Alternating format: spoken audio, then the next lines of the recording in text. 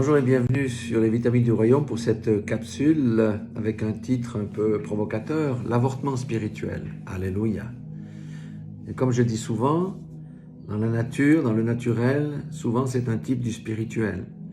Lorsqu'il y a un avortement dans le domaine naturel, ça veut dire une personne qui n'arrive pas à maturité parce qu'on lui a ôté la vie. Un embryon est une personne, on peut dire ce qu'on veut, mais l'embryon est une personne, la Bible déclare. Donc cet embryon qui était destiné à grandir et à changer de statut ne peut pas parce qu'on l'a détruit. Et cette mort prématurée est le résultat d'une décision de ses parents. Alors spirituellement, c'est la même chose, c'est un sujet grave, mais spirituellement c'est la même chose. Il s'agit d'une personne qui n'arrive pas à naître de nouveau et qui reste dans son ancien état.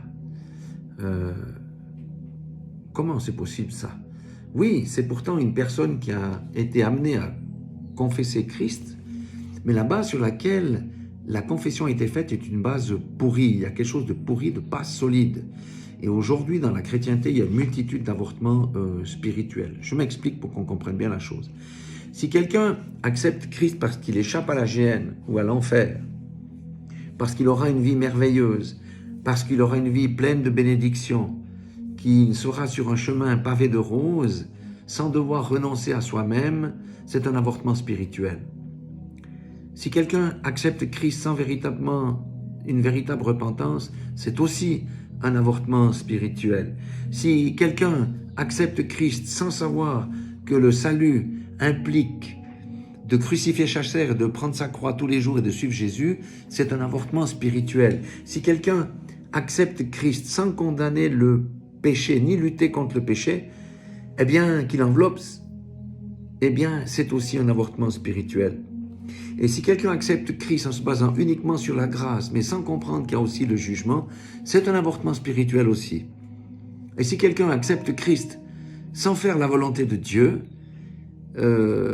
sans le servir, c'est également un avortement spirituel. Alors cherchons l'erreur. Et on pourrait encore continuer ainsi. Donc le point que je veux dire, c'est le suivant. Nous devons prêcher la totalité de l'évangile et non seulement les choses qui profitent à la personne qui se convertit. Quand on fait ça, on appelle l'évangile sucrète, l'évangile de la facilité, un évangile qui est vidé de toute sa substance, puisque la croix y est totalement absente. Alléluia. Nous devons prêcher, bien entendu, le pardon, la grâce, l'amour, les bénédictions, mais aussi la sainteté, la lutte contre le péché, le jugement, la colère et la perdition. Donc nous devons être équilibrés dans ce que nous prêchons. Et beaucoup sont venus à Christ, en fait, sans connaître les tenants et les aboutissants. Ils ont eu que 50% de l'évangile. Or, avec 50% de l'évangile, quelqu'un, c'est fini, il ne va pas pouvoir survivre. C'est absolument impossible. C'est comme si le plein d'une voiture permet de faire 1000 km, et c'est une question de vie et de mort pour fuir le conflit, et puis on lui dit pars, et puis le réservoir est qu'à 50%. À 500 km, il va s'arrêter, c'est fini pour lui. Donc vous voyez l'importance de prêcher la vérité. Une véritable conversion se remarque de manière concrète dans la vie d'un croyant. Pourquoi ? Parce que le Saint-Esprit est à l'œuvre et le nouvel homme commence à se développer, et ses désirs changent, son attrait pour les choses anciennes diminue et disparaissent complètement.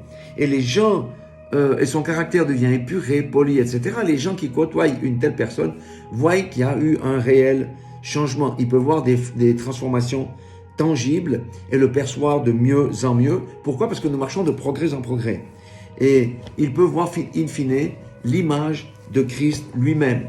Je terminerai juste par un verset dans Paroles vivantes de Actes 26. C'est Paul qui dit, la deuxième partie du verset 20, « Je leur ai annoncé qu'ils devaient changer et se tourner vers Dieu par une réelle conversion en prouvant par des actes la réalité de leur changement intérieur. » Alléluia. Il n'y a pas que salut, le salut est gratuit, mais il y a un coût pour quiconque s'engage sur la route du salut. Alléluia, c'est la crucifixion de la chair, c'est renoncer à soi-même, c'est servir Dieu, mettre Dieu à la première place dans sa vie, mais c'est un processus. c'est marcher dans la sanctification et laisser de causer notre vaine manière de vivre. Voilà, c'est quelques rappels qui feront du bien à certains et qui seront aussi des encouragements. Soyez tous bénis dans le nom puissant de Jésus-Christ de Nazareth.